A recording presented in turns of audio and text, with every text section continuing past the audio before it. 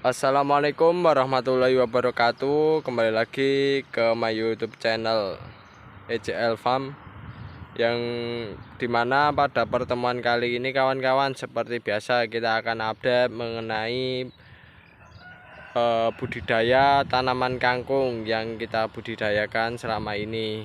Oke kawan-kawan, jadi kawan-kawan bisa melihat ini kondisinya pada waktu siang hari, dimana lahan dari tanaman kangkung di bagian larikan ini sudah kita tanami tanaman kangkung untuk periode yang kedua. Begitu pula larikan yang sini dan yang mengarah ke bagian sana itu sudah periode yang kedua, dan di bagian yang sana itu kangkung yang masih periode pertama kawan-kawan. Itu nantinya beberapa waktu yang akan datang kita akan panen dan kita akan jual. Jadi kawan-kawan, pada pertemuan kali ini kawan-kawan sudah melihat kondisi lahan kita, dan pada kali ini saya akan menyampaikan mengenai bagaimana proses penanaman kembali dari tanaman kangkung yang kita budidayakan.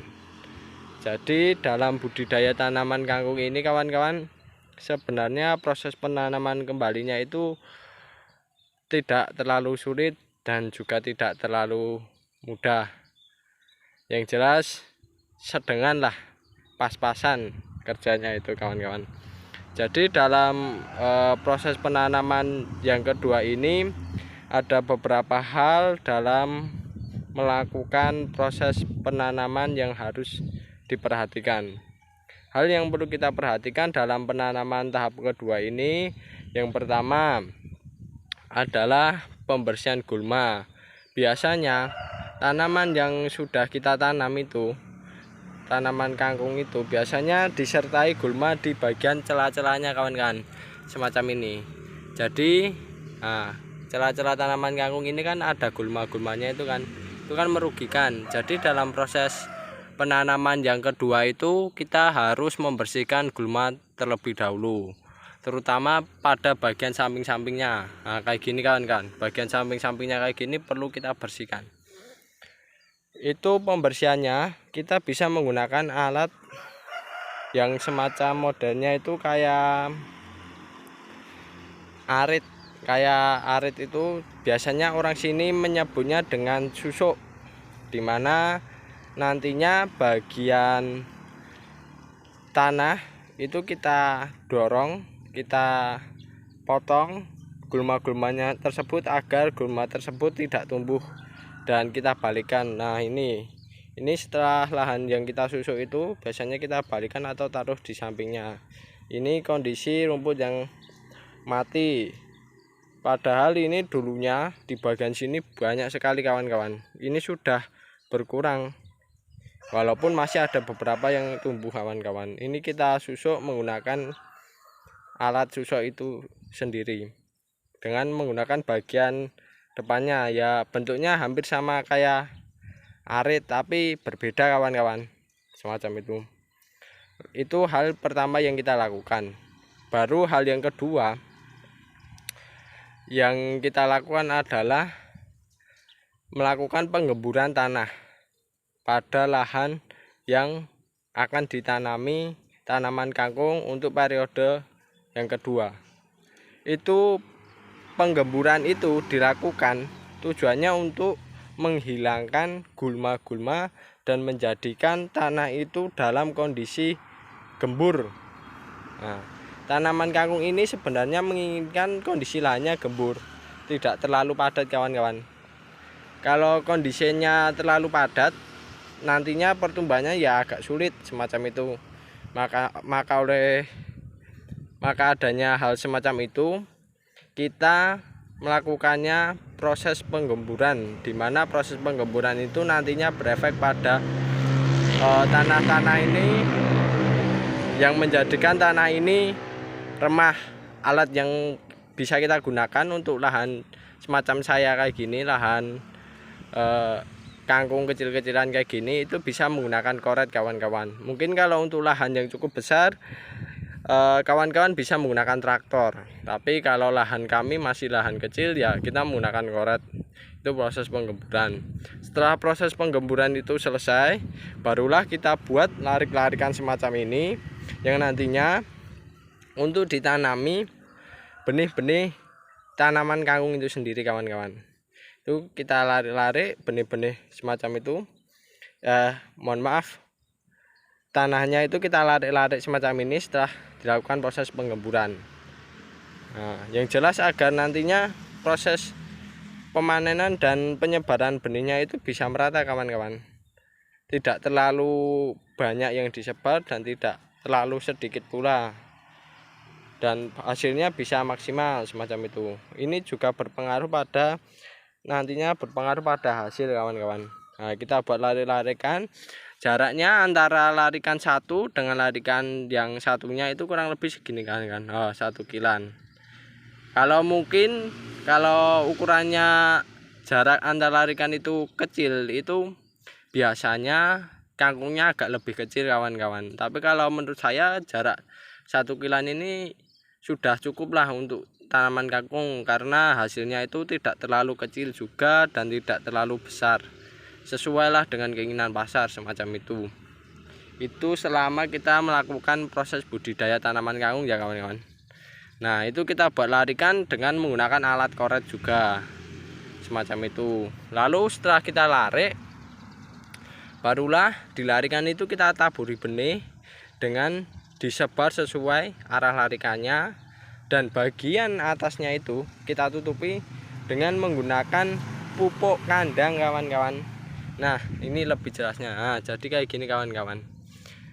Kawan-kawan bisa melihat ini contoh larikan ya. Ini larikan tanaman kangkung. Itu kita buat larikan, kita taburi benih, kita tutup dengan menggunakan pupuk kandang, dan hasilnya semacam ini. Ini gambaran benih-benih yang yang akan tumbuh kawan-kawan semacam itu. Ini baru mau tumbuh kawan loh. Lihat. Tuh, ini kawan-kawan. Nah, semacam itu kan. Itu proses penanamannya semacam itu. Nantinya benih-benih yang tumbuh hasilnya semacam ini kawan-kawan. Nah, sesuai dengan larikan. Nah, kalau sudah semacam ini, nanti kita tinggal rawat, dan proses berikutnya yang perlu kita lakukan yaitu perawatan dengan melakukan penyiraman tiap pagi dan tiap sore. Jika kondisi lahan tersebut dalam keadaan kering atau membutuhkan air, perlu kita siram.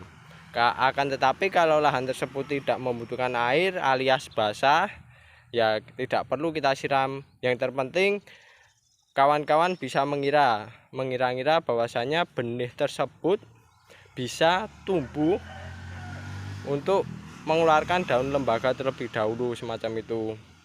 Nah, kondisi benih bisa tumbuh itu kawan-kawan biasanya terletak di antara kelembapannya itu 30%.